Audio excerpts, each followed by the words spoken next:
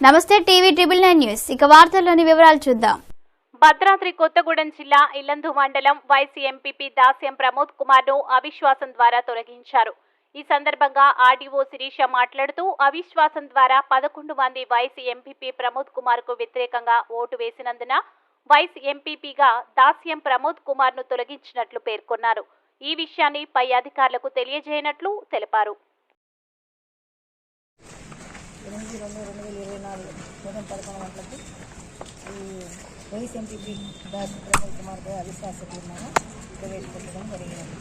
దీనికి ముందుగా మనకు 9 మంది ఎంపీటీసీ సభ్యులు ఫామ్ 2 ప్రతిపాదించారు.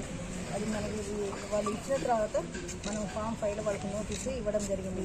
15 రోజుల తర్వాత కండక్ట్ చేస్తామని చెప్పేసి నోటీస్ ఇచ్చాము. దాని ప్రకారంగా 8/2/2024 మనం 11 గంటలకు సమావేశం ఏర్పాటు చేయడం జరిగింది.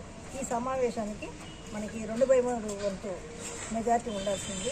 అయితే టోటల్ సభ్యులు 16 మంది. 16 మందిలో మనకు 11 మంది అటెండ్ అయ్యారు.